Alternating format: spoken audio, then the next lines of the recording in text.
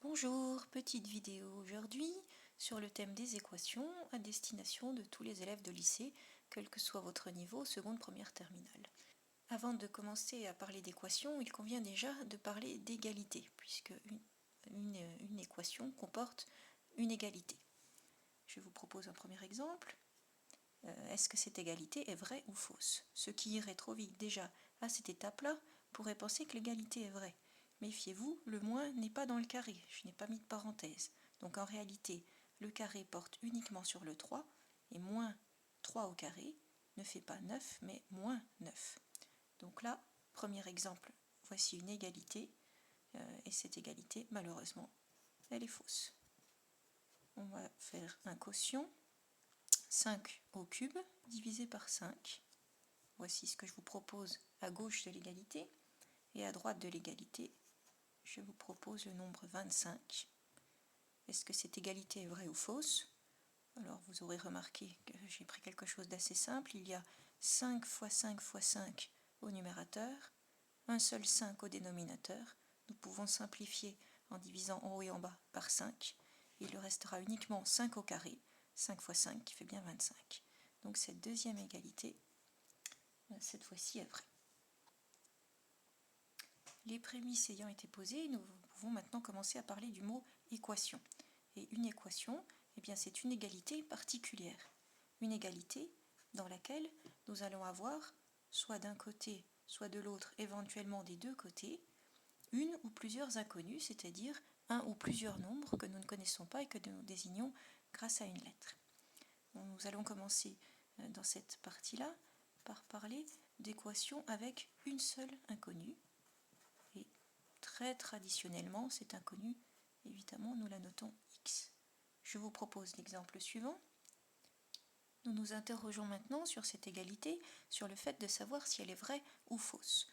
Et ce qui vient assez rapidement à l'esprit, c'est que cette égalité n'est pas tout le temps vraie, ne serait-ce qu'avec le nombre 0 en remplaçant x par 0, 5 fois 0 moins 6, à gauche nous trouvons le nombre moins 6, et à droite 2 fois 0 plus 6, 6. Moins 6 et 6 ne sont pas égaux, donc cette égalité-là n'est pas vraie tout le temps, puisque déjà elle n'est pas vraie avec 0. Il y a d'autres valeurs de x pour lesquelles on aura bien l'égalité suivante qui deviendra vraie.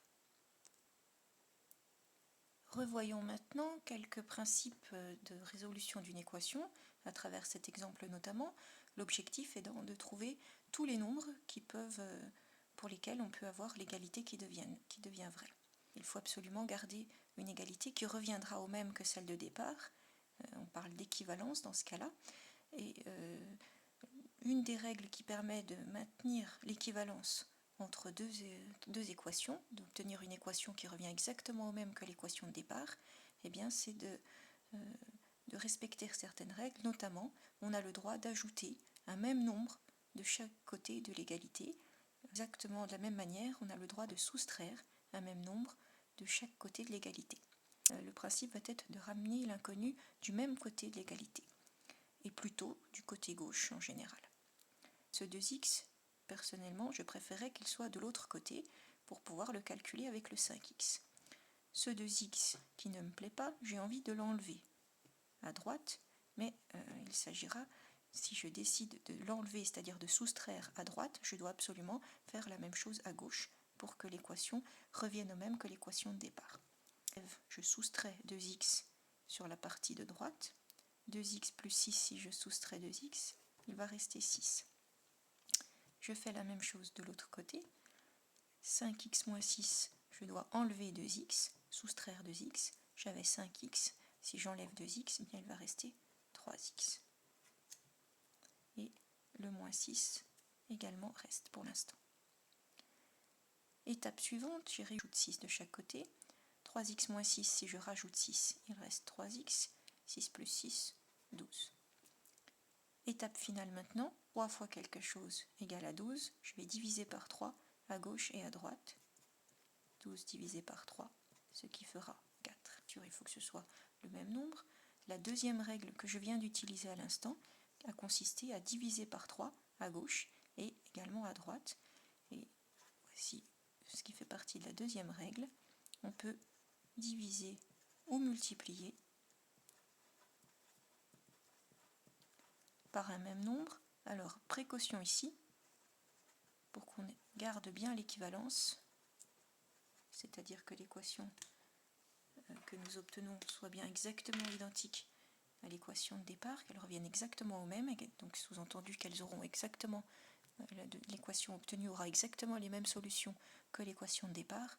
Eh bien, dans le principe de la division et de la multiplication, il est très important de ne pas s'autoriser à multiplier par 0 à gauche et à droite, ou à diviser par 0 à gauche et à droite.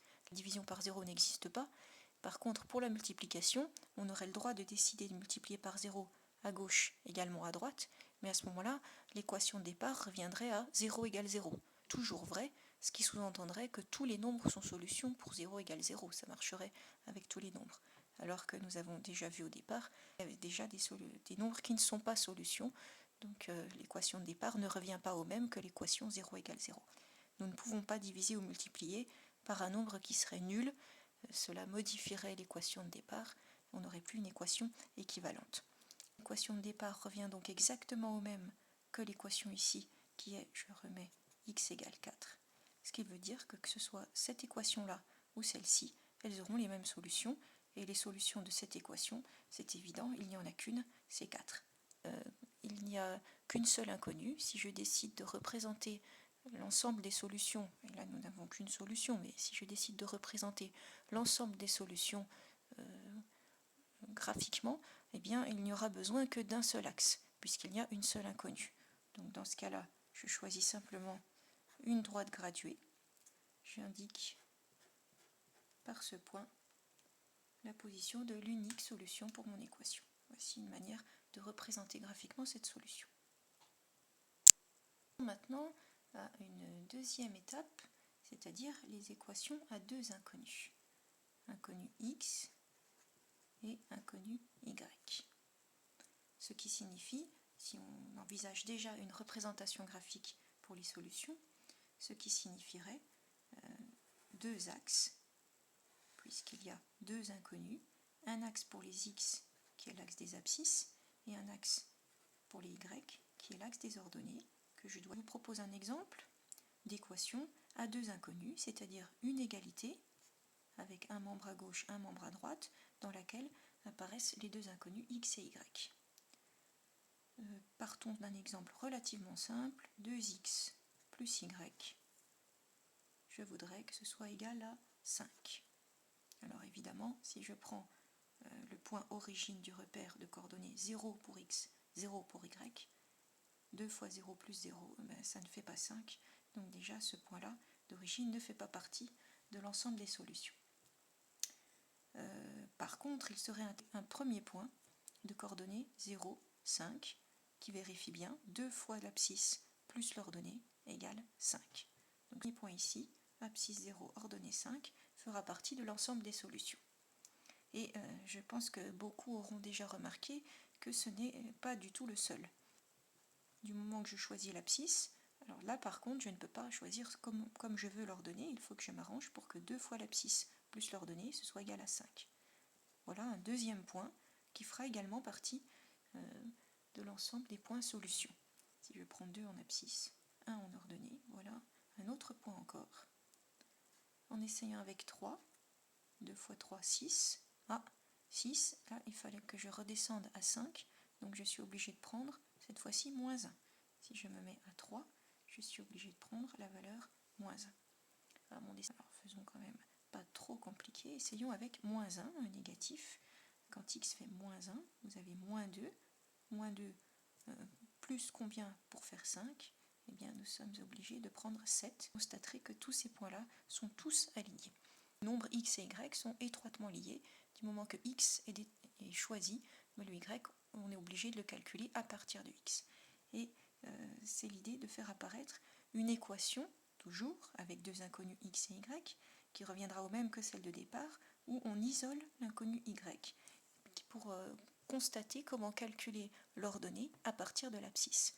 Mettre le 2x n'étant pas du côté, puisque je souhaite isoler y, n'étant pas du bon côté, je vais appliquer le même principe que tout à l'heure pour manipuler une égalité. Et je soustrais de chaque côté le même nombre, le nombre 2x, ce qui fait que 2x plus y, si j'enlève 2x, il ne reste uniquement y.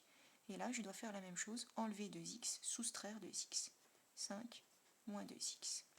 Nous obtenons donc une équation équivalente à l'équation de départ, donc qui revient au même, écrite sous la forme qui permettra de calculer y dans n'importe quelle situation dès qu'on aura choisi x. Et la formule correspond à 5 moins 2x, ou encore moins 2x plus 5. Et là, réflexe, j'espère, pour des élèves qui sortent de 3e dans des relativement bonnes conditions, vous reconnaîtrez ici, pour le calcul de l'ordonnée, une formule par rapport à l'abscisse x qui consiste à multiplier toujours l'abscisse par moins 2 et rajouter tout le temps le nombre 5. Une formule du genre généralisation ax plus b ou mx plus b. Le lien est maintenant clair, est maintenant établi avec la notion de fonction affine. Et normalement, vous savez de votre cours de 3e que n'importe quelle fonction affine se représente graphiquement par une droite.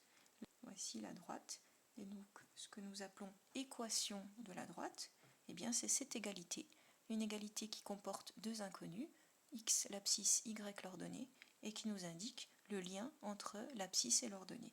Et l'équation de cette droite nous dit l'ordonnée y se calculera toujours de la manière suivante. Moins 2 fois l'abscisse x plus 5. Je vous propose une deuxième équation à deux inconnus toujours, inconnu x, inconnu y, mais cette fois-ci, où sur l'inconnu x, je me suis permise de rajouter un carré. Alors, là, nous allons procéder comme tout à l'heure, c'est-à-dire essayer d'exprimer cette équation sous forme d'une équation équivalente, simplement en laissant le y tout seul de son côté pour pouvoir constater ce qu'il se passera, comment calculer, si nous choisissons une abscisse particulière, comment calculer l'ordonnée égale x carré. Alors certains, tout dépend où vous en êtes dans votre programme, ceux qui ont passé la cour de seconde, déjà qui sont en première en terminale, connaissent parfaitement ce genre d'équation, y égale x carré. Ceux qui sont au début de la seconde ne connaissent pas encore, mais verront ça un petit peu plus tard dans l'année. On pourra déjà constater que ça ne correspond pas à une droite. L'origine 0, 0 fait partie des solutions de cette équation. J'ai déjà repéré trois solutions pour cette équation-là. Les coordonnées 0, 0, 1, 1 et 2, 4, ces trois points-là qui ne sont clairement pas alignés, donc nous n'avons pas du tout affaire à l'équation d'une droite dans ce cas-là. Et pour ceux qui n'étaient pas encore convaincus, évidemment, il aurait fallu avoir l'expression d'une fonction affine pour que ça puisse correspondre à une équation de droite, mx plus p, à cause du carré, ça n'est pas possible. Par contre, nous sommes bien dans la situation où nous avons affaire à une fonction, mais elle n'est pas affine. Cette fonction-là sera étudiée en cours d'année pendant l'année de seconde. Nous avons bien affaire à une fonction au sens où, du moment que nous choisissons une valeur pour x, nous n'avons pas plusieurs images. Nous aurions pu, comme tout à l'heure également, proposer une ou deux abscisses négatives pour nous rendre compte de ce qui se passe. Par exemple, si nous choisissons moins 1, le tout est mis au carré, donc le moins est bien dans le carré, moins 1 fois moins 1, cela fait 1. Donc dans les négatifs, pour moins 1, vous avez le point moins 1, 1, qui est solution. Pour moins 2, autre exemple, moins 2 également le moins dans le carré, moins 2 fois moins 2, plus 4. Donc à moins 2, nous sommes à 4, etc. etc. J'aurais pu essayer aussi avec des valeurs à virgule pour 0,5, le carré de 0,5 faisant 0,25. Vous en reparlerez un peu plus tard dans vos cours, notamment pour ceux qui sont en seconde et qui ne connaissent pas encore cette fonction particulière. En tout cas, voici une équation à deux inconnus dont nous pouvons essayer de représenter graphiquement. Là, nous n'avons pas représenté toutes les solutions, nous en avons représenté quelques-unes. Là encore, du moment que je choisis une abscisse n'importe comment, je n'ai qu'une seule manière d'obtenir l'ordonnée correspondante pour un point solution, et donc nous obtenons quelque chose qui sera une équation, certes, mais pas l'équation d'une droite, simplement c'est quand même une équation de courbe de fonction, donc une courbe que vous étudierez pour les secondes un petit peu plus tard dans l'année. Alors je vous propose que le carré de l'abscisse plus le carré de l'ordonnée je voudrais bien que ça fasse 4.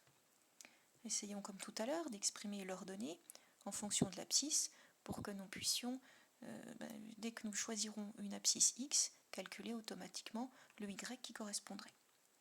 Nous voyons donc que le carré de l'ordonnée doit faire 4 moins le carré de l'abscisse. Et nous avons très envie à cette étape-là de passer à la racine carrée, puisque nous avons le carré de l'ordonnée et que nous voulons simplement isoler l'ordonnée. Le problème pour passer à la racine carrée, c'est que nous n'avons le droit de le faire que dans le cas où 4 moins x carré serait un nombre positif. Si jamais nous tombons sur un négatif, interdiction d'écrire racine de 4 moins x carré. Et là, le problème, c'est que nous n'avons absolument pas imposé des valeurs particulières à x. Il était tout à fait envisageable au départ de choisir par exemple pour x la valeur 3.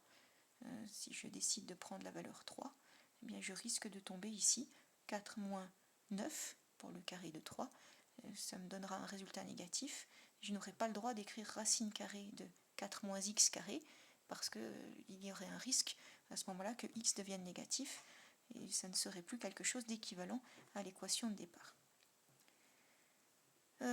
Donc ceci étant expliqué, et bien là je me retrouve bloqué et je n'arrive pas à exprimer sous la forme d'une formule toute simple y égale en fonction de x. Ben, tout simplement, nous allons le constater dans quelques instants, tout simplement parce que l'équation de départ ne se ramène pas à l'équation d'une courbe de fonction. Tout à l'heure, de proposer quelques points solutions.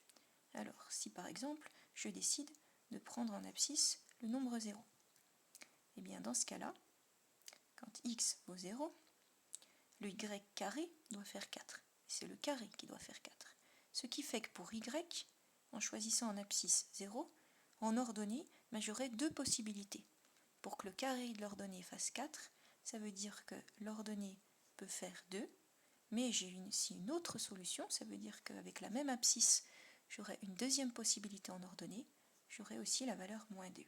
Si je représente ça sur mon graphique, j'ai un premier point solution avec une ordonnée égale à 2 positive et un deuxième point solution avec une ordonnée négative. Et là, ceux qui se rappellent bien le thème des fonctions et la définition de base d'une fonction, ben ça, clairement, ça ne peut pas définir une fonction, puisqu'avec un nombre qu'on mettrait en entrée pour faire les calculs, on obtiendrait deux réponses en sortie. On aurait envie de dire deux images, mais le mot image est réservé au thème des fonctions, et là, ben, on ne peut pas obtenir deux réponses en sortie, donc nous n'avons pas affaire ici à une fonction. Mais il n'empêche que même si là, nous ne pouvons pas passer par une équation de courbe de fonction et ramener y sous la forme ramener y en fonction de x, ça n'est pas possible, on peut quand même s'interroger sur la position des solutions. Je vous propose de retester encore avec d'autres valeurs. Vous remarquerez déjà qu'il y a une symétrie entre le x et le y. Donc tout à l'heure, j'ai choisi de prendre pour x la valeur 0 et de chercher y. Ben, on pourrait aussi se dire, faisons pour y la valeur 0 en ordonnée et cherchons le x. Et 2 en abscisse, 0 en ordonnée, ou moins 2 en abscisse, 0 en ordonnée. Dans les deux cas, cela fonctionne pour obtenir un dernier exemple. Et puis je n'irai pas au bout de cette équation parce que je ne voudrais pas casser le mystère de ce que les secondes ne verront qu'en première S. Pour x, la valeur 1, ce qui donne ici 1 au carré, c'est-à-dire 1. Donc le y carré ferait 4 moins 1, donc 3. Le carré de y, le carré de l'ordonnée ferait 3. Donc l'ordonnée ferait soit racine de 3, mais il est tout à fait possible de choisir le nombre négatif, soit moins racine de 3. La figure que nous allons obtenir, vous la verrez pour certains en première S, et vous la découvrirez en temps utile. Voilà, donc tout ce résumé sur les équations, j'espère qu'il a été utile à certains. Il y a beaucoup de choses, la vidéo est un peu longue, je m'en rends compte, mais bon, j'ai essayé d'être la plus claire possible. Voilà.